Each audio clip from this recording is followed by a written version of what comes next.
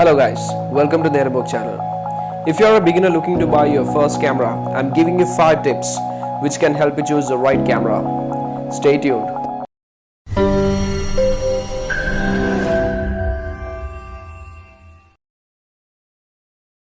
So tip number 1, buy a used camera.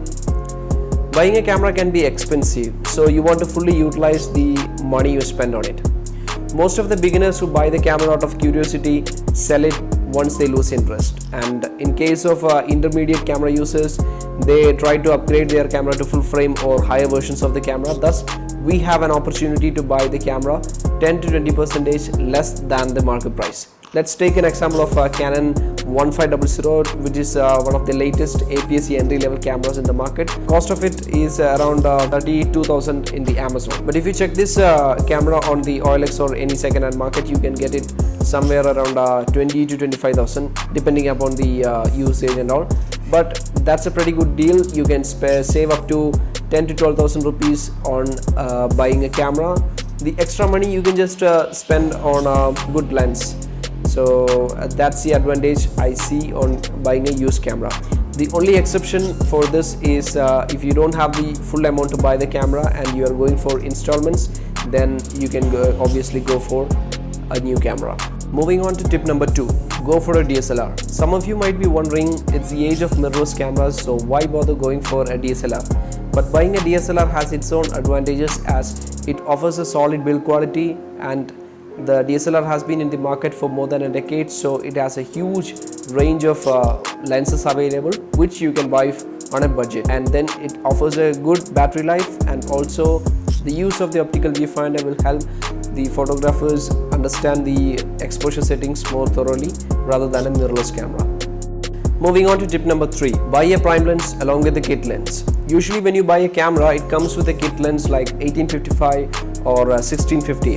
It's not like the kit lens is bad, but before you understand the basics of the camera, when you take the first photo, you might feel like something is missing, like it doesn't offer much kind of a bokeh or anything, so you might feel like you can take better photos with your smartphone. So in the process, he will be taking more photos with your smartphone and ditching his camera. So in turn, he will sell the camera. So in order to avoid this kind of a disappointing situation, I would recommend you buy a prime lens along with the camera. The reason being, it can offer a lot of subject background separation or the bokeh, and it comes a lot cheaper than you think. Like the Canon 50mm 1.8 or Nikon's 50mm or 35mm 1.8. So these lenses will cost you less than 5,000 in the second-hand market, and also these photographs will motivate you to learn more about photography.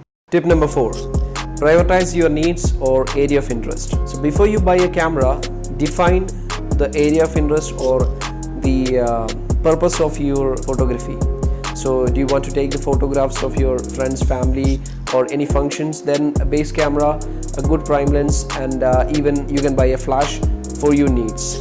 But if you are interested in taking photographs of birds or wildlife, then you have to search for a camera body with a good low light performance, burst rate for speed actions, and a good zoom lens. These are the features you have to look for, like wildlife photography. Or if you are more into videography, you can check for camera bodies which have good video capabilities like 4K 30 fps or Full HD 60 fps, or even check for video capabilities with 120 or 240 frames per second to get smooth slow motion videos. So align these features with your budget, and you will get the right camera for you. Moving on to our final tip, intermediate cameras are better than the new entry-level DSLR. So for every camera brands like Sony, Canon, Nikon, Fuji, they have a different lineup of cameras, like the entry level, the intermediate level, or pro level. So different lineup offers different kind of features. Like for example, the Canon 1213 1500 series cameras, they don't have a flip out screen or any dual SD card slots. So some features are specifically mentioned or given to a separate lineup of cameras. If your budget allows it, I would recommend you go for an intermediate level camera rather than buying a new entry level DSLR. This reason being, once you understand the basics of the camera and you want to upgrade to a next level, these entry level DSLRs won't give you much resale value. And also, once you have an intermediate camera and you want to upgrade to a full frame, these intermediate cameras will offer you a better resale value, as the professionals still use these intermediate cameras as a backup camera. So thus you have a much more value for the camera body you have right now.